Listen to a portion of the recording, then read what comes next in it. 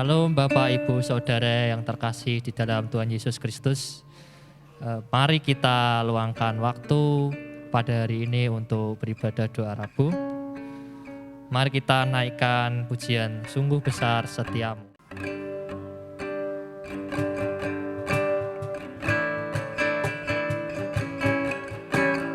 Sungguh besar setiamu, nyata di sepanjang hidupku. Darahmu telah layakkan kehidupanku. Tiada kata yang bisa lukiskan banyak. Tiada kata yang bisa lukiskan indahnya Kau Tuhan. Bagimu segala pujian dan kemuliaan. Ku tinggikan Kau Tuhan, ku tinggikan Engkau Tuhan, melebihi segalanya, lebih dalam ku menyembah, dalam roh dan kebenaran selamanya. Mari kita pujikan lagu ini dari awal, lebih dekat padanya. Sungguh besar setiamu, nyata di sepanjang hidupku. Darahmu telah layakkan kehidupanku.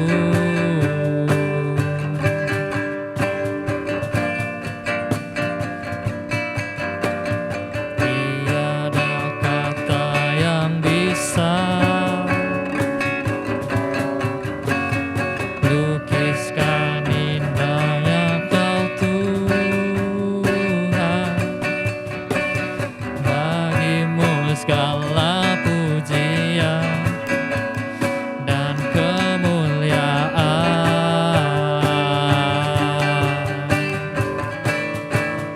Ku tinggikan Engkau Tuhan, melebihi segalanya, lebih dalam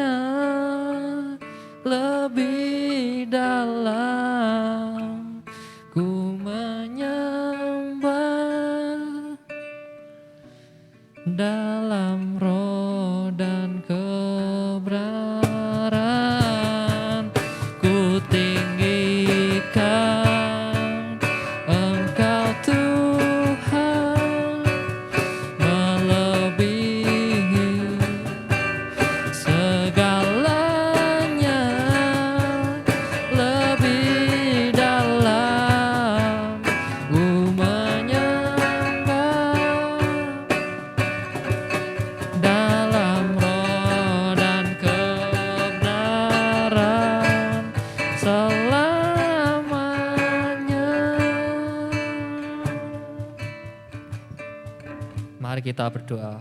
Tuhan Yesus yang di surga, terima kasih pada hari ini telah kumpulkan kami dalam ibadah doa Rabu ini ya Tuhan. Sekiranya melalui ibadah ini kita dapat memuliakan nama-Mu lebih lagi ya Tuhan Yesus. Terima kasih ya Tuhan. Di dalam nama Tuhan Yesus saya berdoa dan mengucap syukur. Haleluya. Amin. Baik saudara-saudara, mari kita naikkan pujian Bersyukurlah.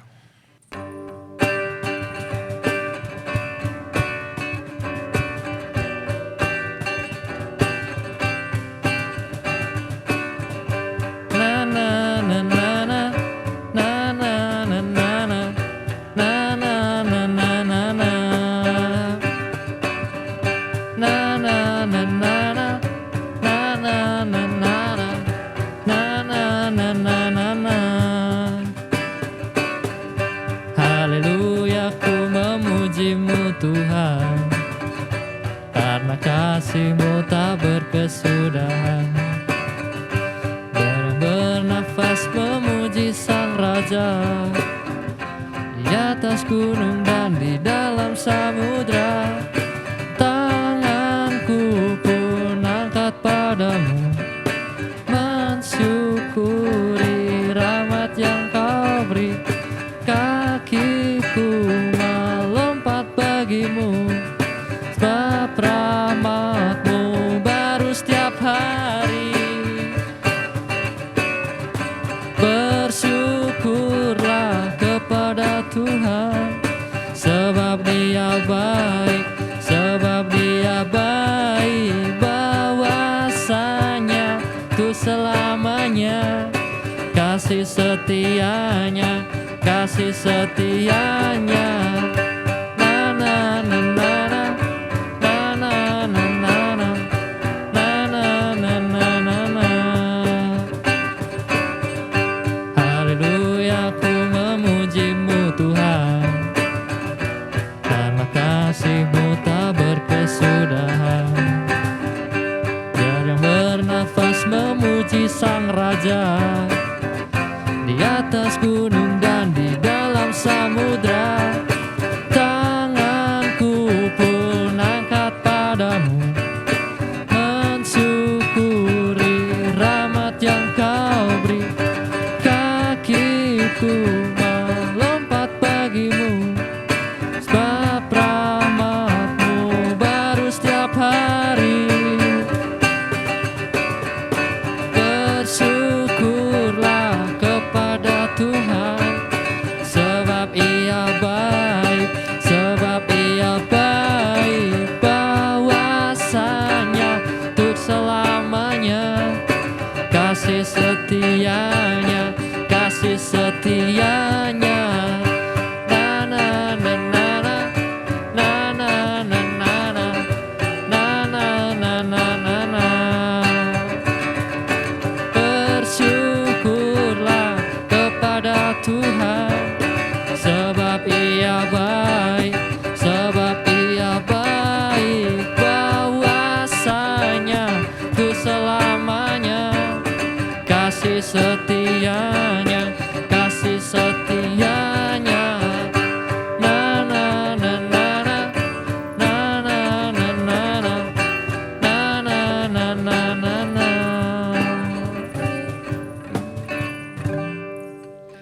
Ya, Bapak, Ibu, dan Saudara, kita akan mendengarkan kesaksian dari Bapak Thomas. Namun sebelumnya kita akan menaikkan pujian terlebih dahulu, seperti rusa yang haus.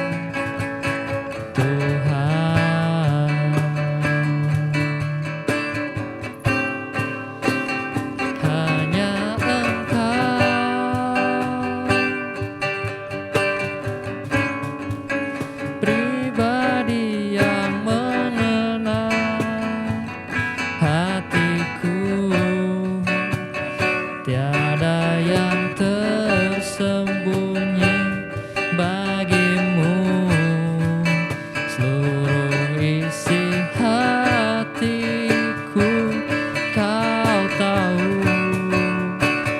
dan bawaku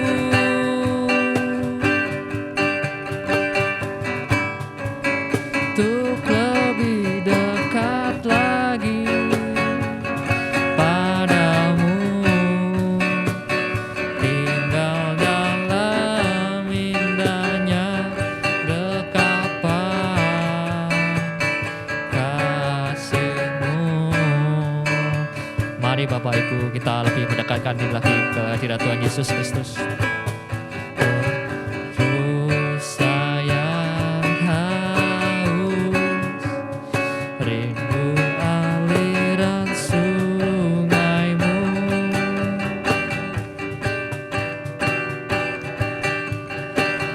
hatiku tak tahan menunggu-Mu.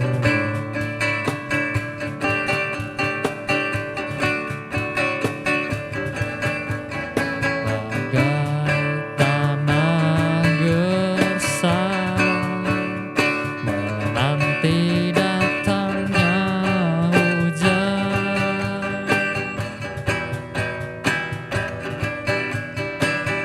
begitupun jiwaku, Tuhan. Hanya Engkau, hanya Engkau, pribadi yang mengenal hatiku, tiada yang tersembunyi bagimu, seluruh isi hatiku kau tahu, dan bawaku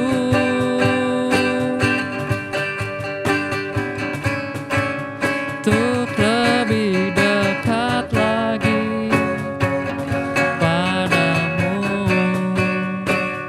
tinggal dalam indahnya dekapan kasih-Mu.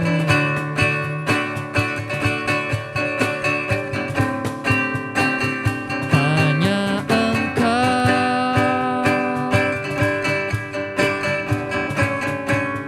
pribadi yang mengenal hatiku,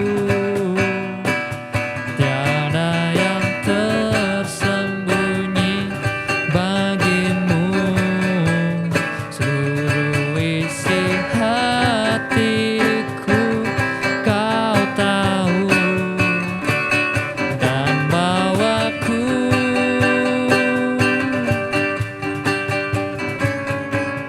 untuk lebih dekat lagi padamu, tinggal dalam indahnya dekapan kasih-Mu.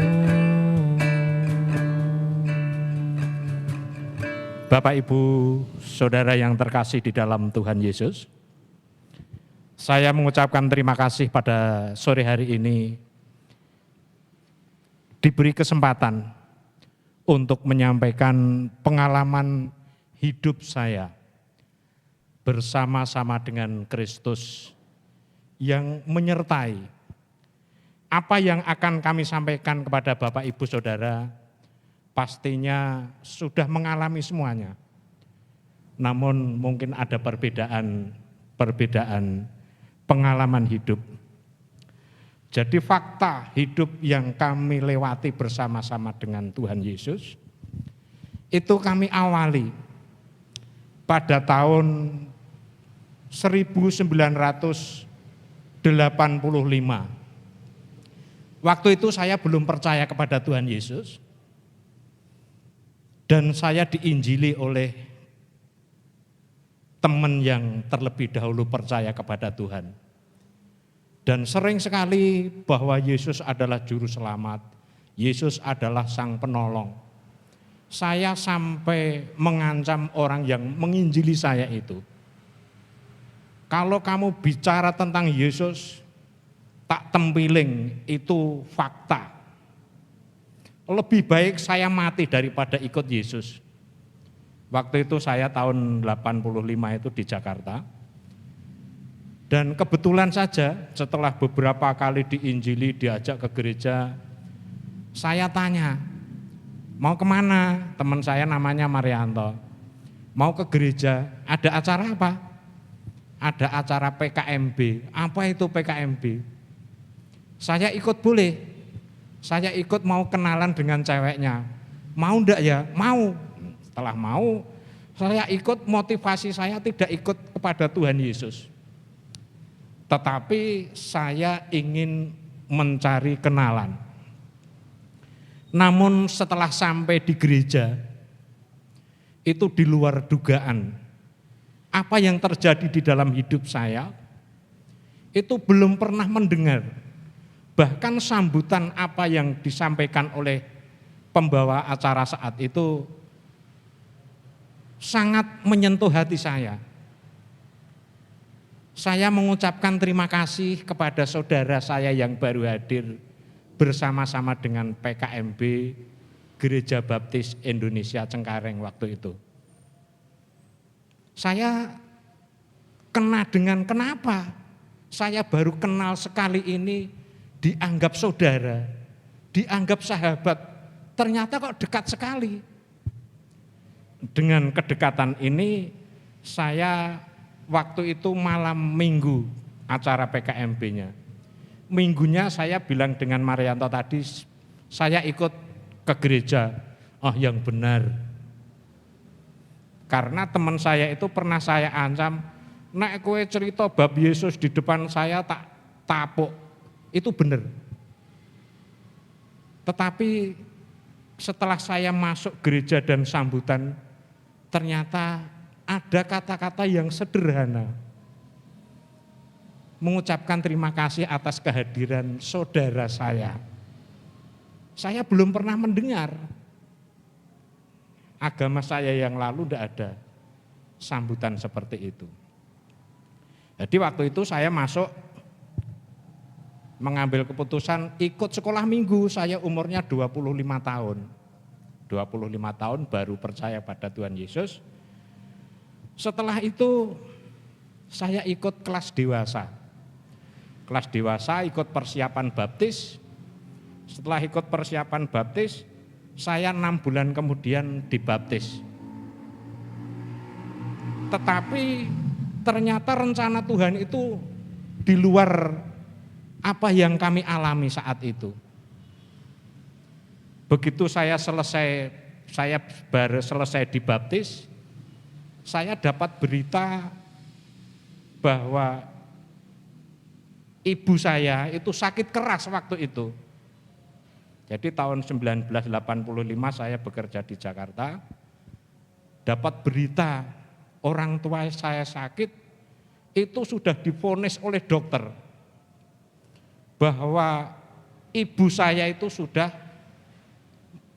terjangkit paru-paru kronis dan tidak mungkin disembuhkan. Itu sudah divonis oleh dokter. Saya pulang mau bilang apa? Saya tidak tahu rencana Tuhan itu. Saya tidak tahu ternyata Roh Kudus itu bekerja di dalam hidup saya. Dan saya tidak menyadari hal itu. Saya pulang ketemu orang tua saya kesaksian. Kesaksian saya bukan mamah, bukan ibu, tapi panggilannya si Mbok. Mbok, saya pulang tidak membawa uang. Saya pulang tidak membawa apa-apa untuk kebutuhan si Mbok. Tetapi saya mempunyai juru selamat yang terus-menerus menemani saya, menyertai hidup saya. Terus saya diam dan saya sengaja memancing ibu saya itu untuk bertanya. Pertanyaannya, siapa juru selamatmu kuwi le? juru selamat saya itu adalah Yesus. Orang tua saya terkejut, oh Yesus. Ternyata orang tua saya itu latar belakangnya orang Kristen dan tidak ada yang melayani dan tidak ada yang tahu bahwa orang tua itu sudah terdahulu Kristen. Saya doakan mau, Mbok, tapi doa saya itu tidak akan menyembuhkan. Tetapi yang menyembuhkan adalah iman si Mbok untuk percaya kepada Tuhan Yesus bahwa saat berdoa harus percaya pasti Tuhan menjawab. Ternyata apa saudara yang terjadi? Begitu saya berdoa Tuhan supaya simbok saya ini engkau jamah, kesaksian orang tua saya sebelum amin itu penyakitnya hilang, sembuh. Dan begitu amin itu ibu saya sudah hilang sama sekali, setelah dicek ke dokter penyakitnya hilang. Ini adalah mujizat Tuhan yang pertama kali saya rasakan, saya saksikan, bahwa Tuhan Yesus membuktikan Tuhan Yesus itu berkuasa. Simbokku mari paru-paru kronis yang divonis oleh dokter tidak sembuh. Itu yang pertama.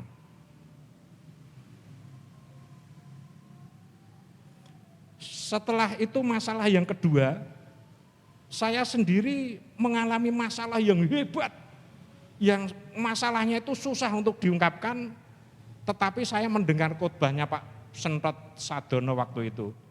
Setiap orang Kristen yang percaya kepada Yesus, bila berdoa masalahnya akan selesai. Tetapi apa yang terjadi saudara? Saya berdoa tiap malam, saya berdoa karena saya terlalu ambisi. Penyakit saya semakin parah. Beban hidup saya semakin berat. Saya datang ke pastori, menuntut sama Pak Sentot Sadono itu. Pak Pendeta, khotbahin jenengan ki bener apa ngapusi Pak? Karena waktu itu jenengan khotbah setiap orang Kristen yang punya masalah dibawa dalam doa pasti masalahnya selesai. Karena saya ambisi ingin selesai dan caranya selesai bagaimana saya belum mengenal hal itu karena saya baru menjadi orang Kristen.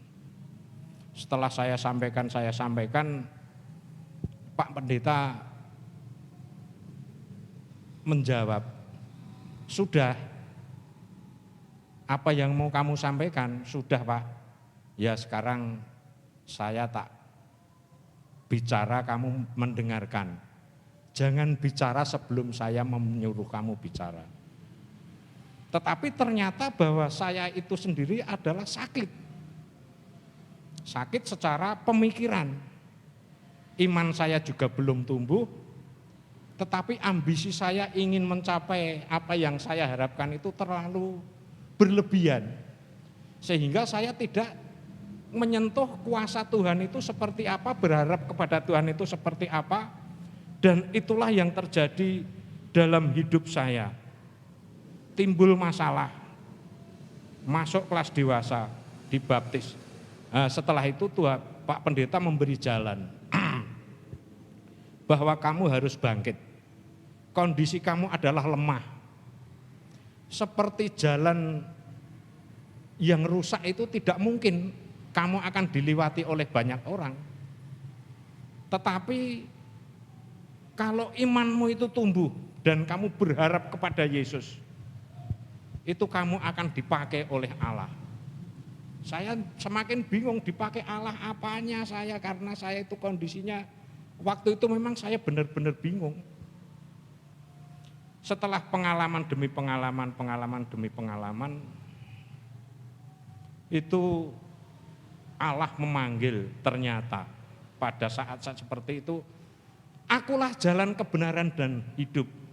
Tidak ada seorang pun yang datang kepada Bapa kalau tidak melalui aku, dan saya belum mengerti apa yang difirmankan Tuhan itu. Tetapi Tuhan waktu itu memanggil saya. Akulah kebenaran. Akulah yang bisa membuka mata hati kamu, yang bisa membuka pikiran kamu, supaya kamu lebih sehat dalam hal berpikir dan melakukan sesuatu. Jadi harapan-harapan itu jangan terlalu ambisi, tetapi berharaplah kepada Tuhan. Nah, setelah itu ada pengalaman-pengalaman, saya pulang menyembuhkan orang tua saya. Itu bukan saya yang menyembuhkan, tapi saya berdoa, orang tua saya sembuh, lingkungan saya di Papringan mendengar, mbokne Mawardi iki saiki urip. Mereka semuanya juga tertegun. Mawardi iki saiki hebat, pinter. Jadi orang yang bilang seperti itu belum mengenal saya itu beragama Kristen. Tapi setelah datang ingin mereka itu juga disembuhkan, saya bilang saya orang Kristen. Mau saya doakan, karena hanya doa yang bisa menyembuhkan. Yang saya sampaikan, akulah jalan kebenaran dan hidup. Itu ada satu orang yang datang ke tempat saya 3 kali, yang saya sampaikan firman-Nya yaitu aja. Karena saya hanya bisa yang saya sampaikan hanya itu. Tetapi Tuhan pakai banyak orang yang datang untuk disembuhkan penyakitnya. Saya doakan mau. Ternyata kuasa doa yang disertai Tuhan saat itu membuahkan hasil. Berbuah, berakar dan berbuah. Itu pada akhirnya banyak orang yang mau mengambil keputusan percaya kepada Yesus, sedangkan saya sendiri baru 6 bulan menjadi orang Kristen. Tidak mungkin saya mau apa terus tidak bisa berbuat. Akhirnya saya mencari hamba Tuhan, yaitu menghubungi Pak Yohanes Bejo yang ada di Jaten untuk membuka pos PI di Papringan. Nah itu singkatnya, setelah saya menghubungi Bapak Pendeta Yohanes Bejo Danu Atmojo, setelah dilayani keputusan ada yang baptis pertama. Jadi baptis pertama di Papringan itu adalah 11 orang. Dan saya juga tidak tahu itu baptis itu apa. Pemahaman saya tentang Yesus masih dangkal. Tetapi apa yang saya sampaikan ya hanya akulah jalan kebenaran dan hidup. Ada orang datang 5 kali ke tempat saya yang saya sampaikan itu saya sudah merasa bangga. Tetapi Tuhan ternyata memakai dengan cara-cara seperti itu. Nah, setelah lama berkembangnya hidup saya, itu saya dihadapkan dengan kesulitan yang sangat sulit. Pernah anak saya muntaber, istri saya juga sering sakit, dan saya sendiri nganggur. Di saat-saat yang sulit seperti itu, akal sehatnya hampir-hampir saja hilang. Imannya seolah-olah tersingkir dengan kondisi yang begitu sulit dipahami. Anak muntaber sudah matanya putih, dengan harapan sudah tidak bisa ngomong. Tapi begitu berdoa, saya doa di rumah sakit, begitu amin, itu di belakang saya itu banyak orang yang ikut doa, itu saya tidak tahu. Tetapi dalam Matius 11 ayat yang ke-28, itu yang saya alami, bukan saya menyampaikan renungan atau khotbah, tetapi pengalaman hidup saya. Marilah kepadaku semua orang yang letih, lesu dan berbeban berat, aku akan memberi kelegaan kepadamu. Inilah yang menguatkan saya. Anak saya sembuh, istri saya sembuh, saya sendiri juga mendapatkan jalan keluar untuk membawa anak saya itu pulang dari rumah sakit, walaupun saat itu tidak punya uang, tapi akhirnya bisa karena Allah yang memberi. Akulah jalan, kebenaran dan hidup. Marilah kepadaku semua orang yang letih, lesu dan berbeban berat, aku akan memberi kelegaan kepadamu. Ini bukan renungan, tetapi ayat inilah yang menguatkan di saat-saat saya terhimpit, di saat-saat saya susah untuk keluar dari kondisi yang sangat menekan dalam hidup saya. Yang terakhir sekali adalah waktu corona itu menjadi-jadi. Istri saya kena corona. Saya bawa ke rumah sakit 2 tempat itu tidak ada yang nerima.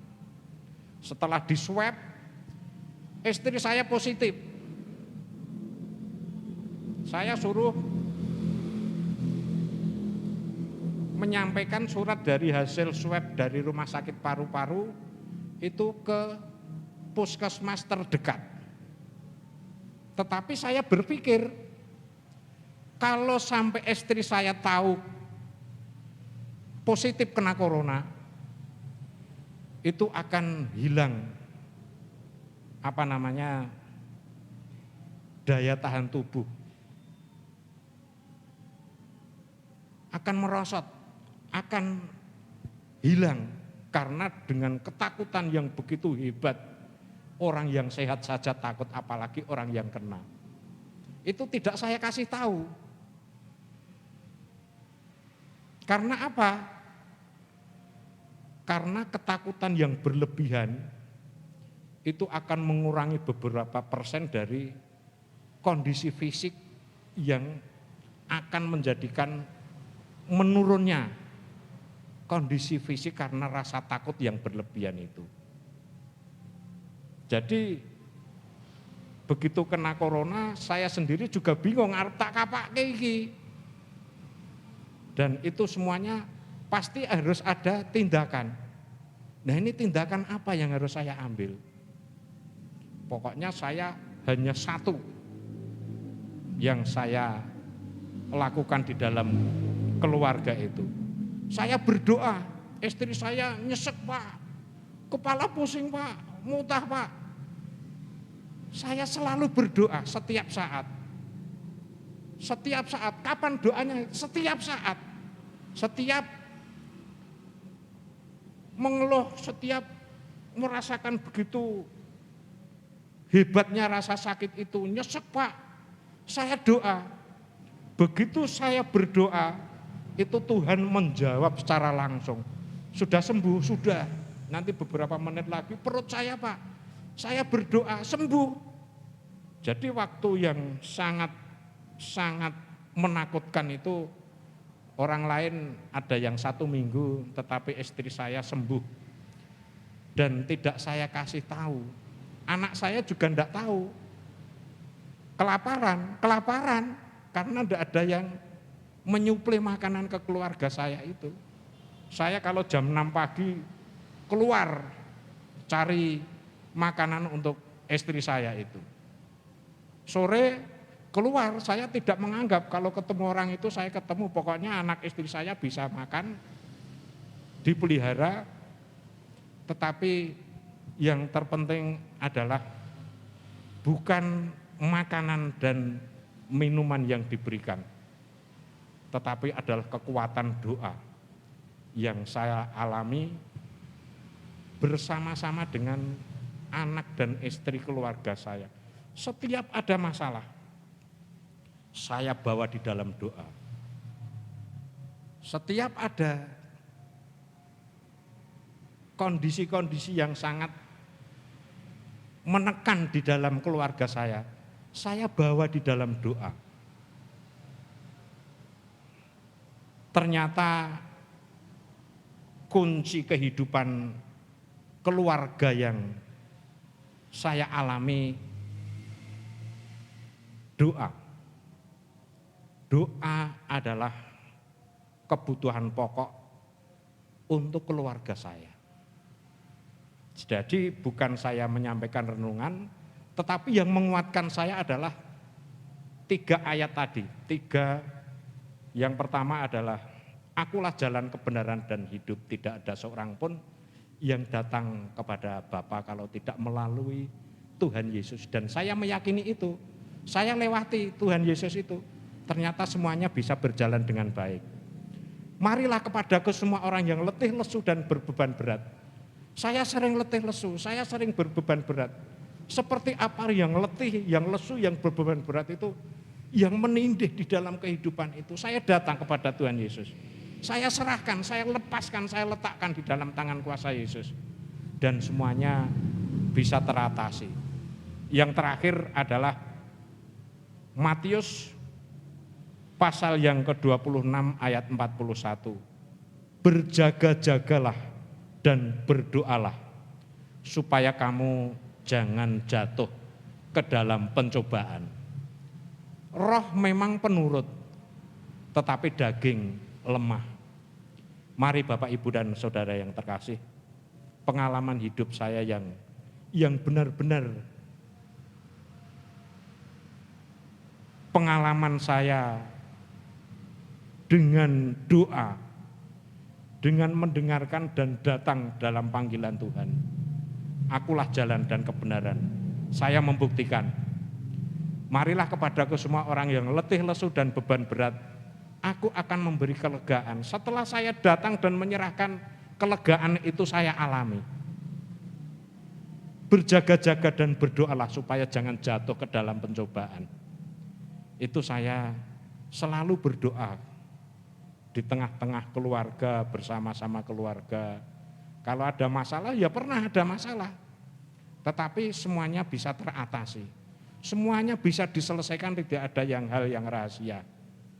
Sehingga hal-hal yang rahasia itu akan menghalangi doa kita kepada Tuhan. Jangan pernah untuk keluarga saya, jangan pernah anak dan istriku untuk merahasiakan hal-hal yang seharusnya itu diketahui bersama-sama. Nah, inilah pengalaman hidup saya, adalah saya selalu datang. Saya selalu mendengarkan panggilan Tuhan, marilah kepadaku. Kalau saya letih lesu, saya datang pada Tuhan. Kalau saya sangat penat sekali, saya bawa dalam doa supaya kita tidak jatuh ke dalam pencobaan. Begitu Bapak, Ibu, Saudara yang terkasih di dalam Tuhan Yesus, pengalaman hidup saya yang